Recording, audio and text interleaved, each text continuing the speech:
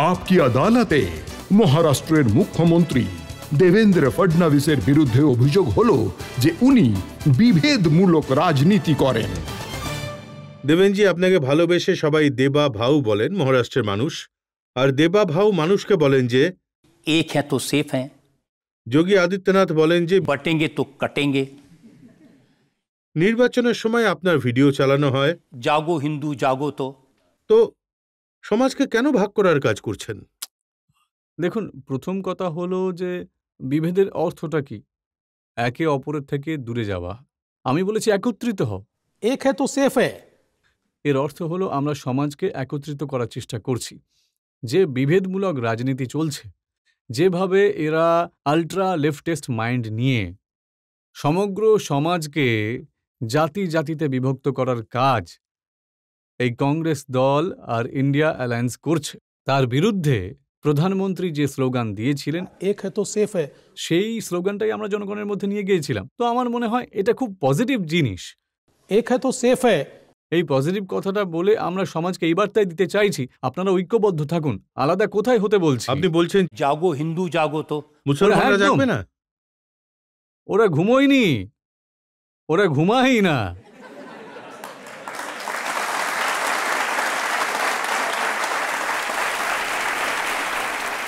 আমি আপনার কবিতা শুনেছিলাম যেখানে আপনি হিন্দুদের জাগার কথা বলেছিলেন। দেখুন, এটা অ্যাকচুয়ালি আমার কোনো কবিতা নয়, এটা একটা গান। এটা রাম জন্মভূমি আন্দোলনের সময়ের একটি গান, এবং আমি রাম জন্মভূমি আন্দোলনে যে অংশগ্রহণ করেছিলাম সব সময় সেই আন্দোলনে উপস্থিত ছিলাম।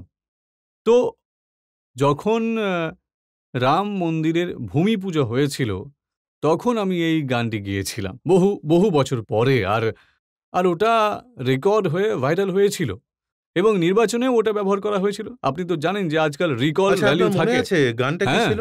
जागो तो एक बार हिंदू जागो तो, जागी थी झांसी की रानी खूब लड़ी पर हार न मानी, मचा दिया संग्राम जागो जागो तो, जागे थे वीर शिवाजी भागे सारे दुश्मन पाजी, चमक उठी तलवार जागो जागो तो, जागे थे गुरु गोविंद प्यारे देश पे अपने लाल थे वारे, लुटा दिया परिवार जागो जागो तो, जागे थे भगत सिंह दीवाने फांसी झूले हार न माने, मचा दिया संग्राम जागो जागो तो। তো গানটা তো ভালোই, তাই না? এটা খারাপের কি আছে? এখন এই গানেও এই লাইনগুলোই আছে। जागे हैं नरेंद्र भाई 370 को दिया हटा, आतंक का काम तमाम जागो हिंदू जागो तो। একেবারেই সঠিক কথা। এতে ভুলটা কি আছে? দেখুন, এই দেশে যখনই সমাজ ঘুমিয়ে আছে, কেউ না কেউ সমাজকে জাগিয়ে তুলেছে। ছত্রপতি শিবাজী মহারাজ যখন আমাদের দেশের বড় বড় রাজা রাজপুত্ররা মুঘলদের যে অধীনে কাজ করছিলেন, সেই সময় ছত্রপতি শিবাজী মহারাজ বলেছিলেন যে না, আমাদের নিজস্ব স্বশাসন থাকা উচিত, আমাদের শাসন করা উচিত। আর ছত্রপতি শিবাজী মহারাজ যেভাবে সকল সম্প্রদায়ের মানুষকে একত্রিত করে দিয়ে উনি স্বাধীনতার তরঙ্গে ভরিয়ে দিয়েছিলেন আর তারপর স্বশাসন প্রতিষ্ঠা করেছিলেন, আমার মনে হয় প্রতিটা যুগেই কেউ না কেউ এইভাবে সমাজকে জাগ্রত করে আসছে এবং এই গানের মাধ্যমে আমরা সেটা বোঝানোর চেষ্টা করছি। জাগাতে জাগাতে আপনি কি বলেছিলেন সেটা আমি আপনাকে বলছি। ভোটের সময় আপনি বলেছিলেন যে कुत्ता भी पेशाब नहीं करेगा औरंगजेब की पहचान पर, अब तो भगवा लहराएगा पूरे हिंदुस्तान पर।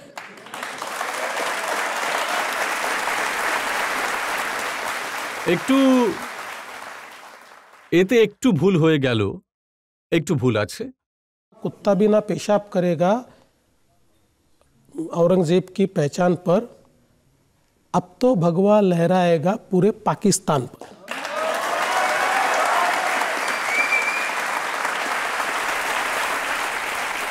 ভারতে তো গেরুয়া আছেই। আর আপনি এটাও বলেছেন যারা অরঙ্গজেবের ছবি দেখে আর বিদ্বেষ ছড়ায়, এই অরঙ্গজেবের বাচ্চারা কোত্থেকে এলো? আমি একদম ঠিকই তো বলেছি। দেখুন, ঔরঙ্গজেবের আমাদের হিরো হতেই পারে না। উনি তো একজন বহিরাগত ছিলেন, উনি তো এই দেশের মাটিতে জন্মগ্রহণ করেনি এবং ঔরঙ্গজেব এই দেশের মানুষের ওপর অকথ্য অত্যাচার চালিয়েছে। ঔরঙ্গজেব এই দেশে ধর্মের নামে কত লোকজনকে হত্যা করে দিয়েছে। ঔরঙ্গজেব এই দেশে আমাদের মন্দির ধ্বংস করে দিয়েছে, তাহলে এমন একজন ঔরঙ্গজেব কিভাবে আমাদের হিরো হতে পারে? সে তো হতেই পারে না। সে ভারতের মুসলমানদেরও হিরো হতে পারে না, কারণ ভারতের মুসলমানরা আজ তাদের উপাসনা পদ্ধতি যাই হোক না কেন, কিন্তু একসময় তারা এই ভারতের মাটিতেই জন্মগ্রহণ করেছিল। ঔরঙ্গজেবের সন্তানরা এই মাটির তো নয়, এরা বাইরে থেকে আসা সন্তান। তাই তারা এই দেশের হিরো হতেই পারে না। তারা না হিন্দুদের হতে পারে, না মুসলমানদের হতে পারে। অতএব যে ঔরঙ্গজেব সম্পর্কে কথা বলবে, আমি তাকে গালি দেব।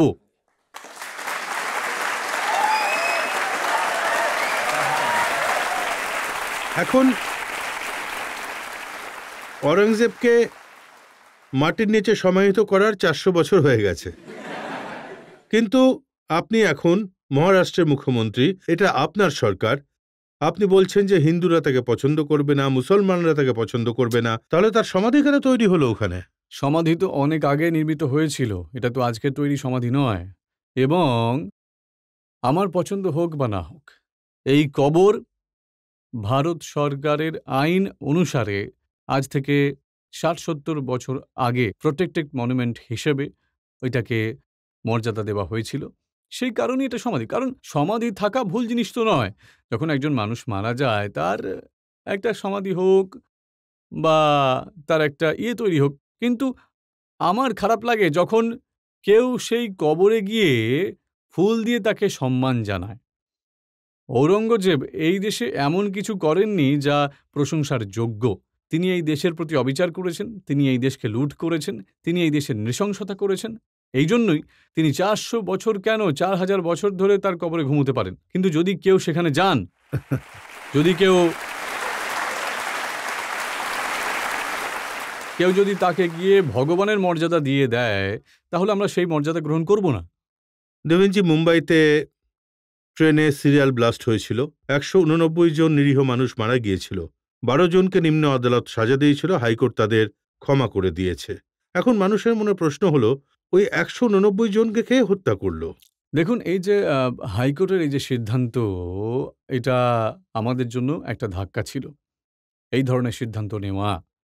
ফরচুনেটলি সুপ্রিম কোর্ট সেই সিদ্ধান্তটাতে স্টে করেছে। আমরা সুপ্রিম কোর্টে এই মামলার বিরুদ্ধে লড়ব, এবং যে এভিডেন্স আমাদের কাছে রয়েছে সেই প্রমাণের ভিত্তিতে আমরা সুপ্রিম কোর্টকে এটাই বলবো, নিম্ন আদালতে দেওয়া সিদ্ধান্ত যাতে বহাল রাখা হয়।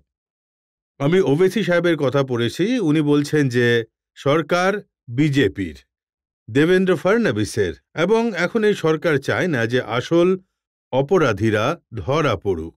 দেখুন, প্রথম কথা হলো 2006 সালে ব্লাস্ট যেটা ঘটেছিল, অভিযুক্তরা 2006 সালে তারা ধরাও পড়েছিল, তাদের বিরুদ্ধে মামলাও শুরু হয়েছিল 2006 সালেই।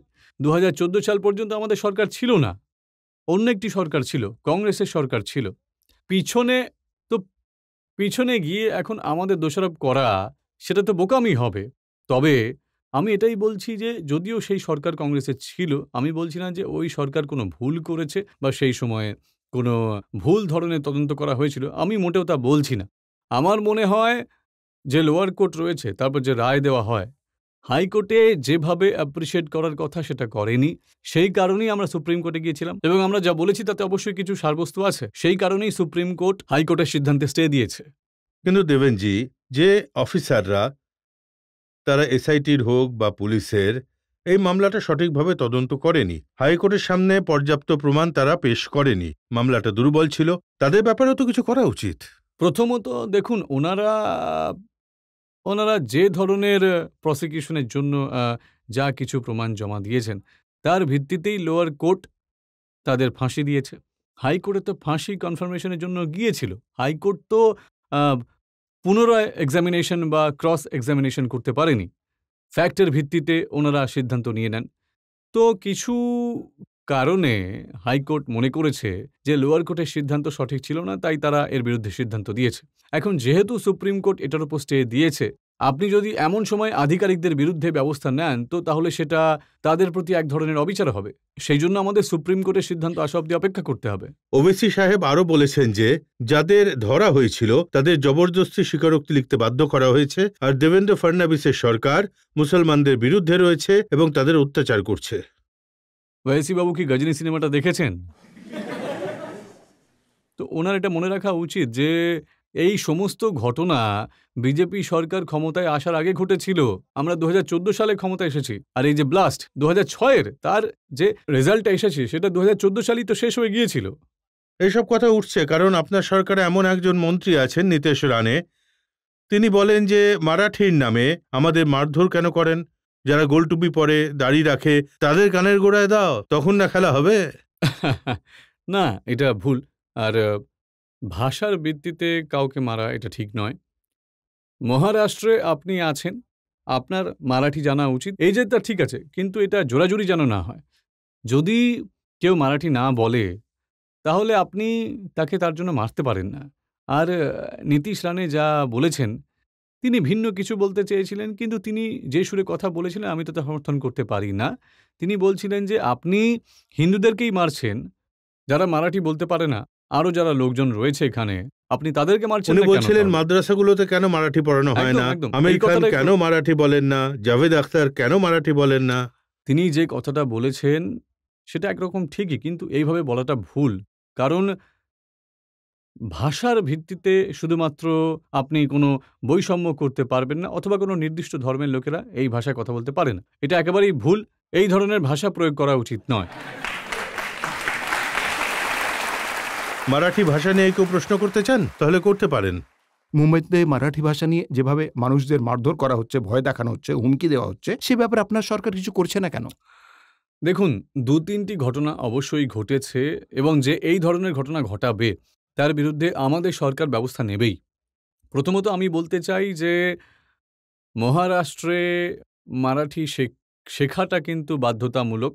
আমরা এটা বাধ্যতামূলক করেছি, এতে আমাদের কোনো কম্প্রোমাইজ নেই। মহারাষ্ট্রে মারাঠি ভাষা বলা উচিত, এভাবে জোর দেওয়াও একেবারেই ভুল এটা। কিন্তু যদি কেউ মারাঠি বলতে না পারে তাহলে তাকে মারধর করবে, এটা আমাদের সরকার মেনে নেবে না। যে এটা করবে তার বিরুদ্ধে আমরা ব্যবস্থা নেবই নেব। আপনার দলের একজন সিনিয়র এমপি নিশিকান্ত দুবে, তিনি বলেছিলেন যে মহারাষ্ট্রের লোকেরা, তোমরা বিহারে এসো, তোমরা উত্তরপ্রদেশে এসো, তোমরা তামিলনাড়ুতে এসো, ধরে ধরে মারবো। দেখুন, এটাও একটা ভুল। এমন কিছু চেঞ্জ নেই। যদিও আমি তার কথা পুরোপুরি এখনো দেখিনি, কিন্তু যদি তিনি এটা বলে থাকেন তাহলে এটাও ভুল। কারণ আমরা কোথায় যাচ্ছি, এতটা সংকীর্ণ কেন হচ্ছি আমরা, কিভাবে? আর আমি বিশেষ করে আমাদের মারাঠি ভাইদের সম্পর্কে বলতে চাইব যে আমাদের সংস্কৃতি কি, আমাদের ইতিহাস কি। মারাঠারা কেবল মহারাষ্ট্রের জন্য, মারাঠির জন্য লড়াই করেনি। এই মারাঠারাই এই দেশে হিন্দু স্বরাজ তৈরি করেছিল। মারাঠারা পানিপথের যুদ্ধ কারা লড়েছিল? আহমেদ শাহ আবদালি বলতেন যে আমাকে পুরো পাঞ্জাব, বালুচিস্তান দাও, বাকি সবকিছু, বাকি প্রদেশটাও তুমি রাখতে পারো, আর পুরো ভারত আপনাদের আমি এইভাবে রেকগনাইজ করব। মারাঠারা চাইলে তাদের সাথে আপোষ করতে তো পারত, কিন্তু মারাঠারা বলেছিল যে তারা তাদের 1 ইঞ্চও জমি দেবে না, এটা আমাদের দেশের জমি। এবং মারাঠারা পানিপথে গিয়ে সেখানে যুদ্ধ করেছিল, লক্ষ লক্ষ মারাঠারা সেখানে মারা গিয়েছিল। কিন্তু 10 বছর পর মারাঠারা আবার দিল্লি দখল করে এবং এখানে গেরুয়া পতাকা উত্তোলন করেছিলেন। এটা মারাঠাদের ইতিহাস। এই মারাঠা মানুষ এত সংকীর্ণ মনা হতেই পারে না। এই দেখুন, এই সবই হলো রাজনীতি। আসলে সাধারণ মারাঠি মানুষ মারাঠি ভাষা ভালোবাসে, সে অবশ্যই মারাঠির জন্য দাবি করতেই পারে, কিন্তু কারোর ওপর হিংসা করলে মারাঠি ব্যক্তি সে হতেই পারে না। কিন্তু রাজ ঠাকরে তো বলেছেন, উনি নিশিকান্ত দুবেকে উত্তর দিয়েছেন, বলেছেন তুমি মুম্বাই এসো, তোমাকে সমুদ্রে ডুবিয়ে ডুবিয়ে মারবে। এখানে ধরে ধরে মারবে, এখানে ডুবিয়ে ডুবিয়ে মারবে, এই দুজনের সাথে আমাদের কোনো সম্পর্ক নেই। যেই আসুক আমরা তাকে স্বাগত জানাবো, আমরা কারো সঙ্গে খারাপ ব্যবহার হতে দেব না। আর যে ভারতের আইন যা বলে আমরা সেটাই করব। হ্যাঁ, একটা ফাইনাল প্রশ্ন নিতে পারি অডিয়েন্সের। মানুষ কিছুদিন ধরে উদ্ধব ঠাকরে আর রাজ ঠাকরেকে একসাথে দেখতে পাচ্ছেন। কি মনে হয়, তাদের হৃদয়ও একত্রিত হয়েছে? এবং মহারাষ্ট্রের রাজনীতিতে এর কোনো প্রভাব পড়বে কি? দেখুন, ওনাদের হৃদয়ে কি আছে এটা শুধু ওনারাই জানেন। আমি জানি না ওনাদের হৃদয়ে কি আছে। কিন্তু কখনো কখনো রাজনৈতিক বাধ্যবাধকতা এমন হয় যে মানুষ একত্রিত হয়। তাই এখন তাদের দুজনেরই রাজনৈতিক বাধ্যবাধকতা রয়েছে, সেই কারণেই দুজনে একত্রিত।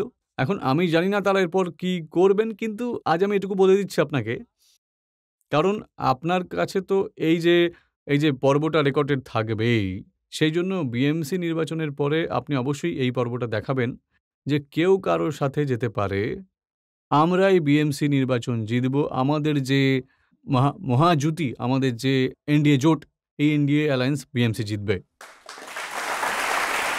কিন্তু মহারাষ্ট্রে অনেকেই বলছেন যে যে কাজ বালাসাহেব ঠাকরে করতে পারেননি, বালাসাহেব ঠাকরে যে দুই ভাইকে একত্র করতে পারেননি, দেবেন্দ্র ফডনবিস সেটা করে দিয়েছে। দেখুন, আমি এটাকে খুব বড় কমপ্লিমেন্ট মনে করি, কিন্তু একই সাথে আমি এটাই বলতে চাই যে আমাদের অনেক মিডিয়ার মানুষ যখন এই দুজন একসাথে এসেছিলেন তখন মনে করছে আমরাই যেন তাদেরকে বের করে দিয়েছিলাম, এতে আমাদের কোনো ভূমিকাই ছিল না। আরে আপনারা নিজেদের মধ্যে লড়াই করুন। উদ্ধববাবু রাজ ঠাকরে বাবুকে বের করে দিয়েছিলেন, এখন তারা দুজনেই একসাথে আসছে তো ভালো কথা, এবং তাদের একত্রিত করার কৃতিত্ব যদি আমি পাই তাহলে তো আমি নিতেই চাইবো। I will be very happy to take. এখন পাওয়ার একসাথে আসতে পারেন, ঠাকরে একসাথে আসতে পারেন, তো এমন দিনও কি আসতে পারে যখন উদ্ধব আর শিন্ডে একসাথে আসতে পারেন? এলে আর আমার কি, আমার কোনো সমস্যা নেই। মাঝে মাঝে যেটা ঘটে যে যখন পলিটিক্যাল অ্যালায়েন্স করা খুব সহজ, যেমন আমি আর অজিত দাদা যখন একটা অ্যালায়েন্স করলাম, এটা একটা পলিটিক্যাল অ্যালায়েন্স ছিল, কিন্তু যখন হৃদয় ভেঙে যায়, যখন হৃদয় একরকম দূরে সরে যায়, তখন অ্যালায়েন্স তৈরি করা খুব কঠিন হয়ে পড়ে। আমার মনে হয় এটাও একটু হৃদয়েরই ব্যাপার।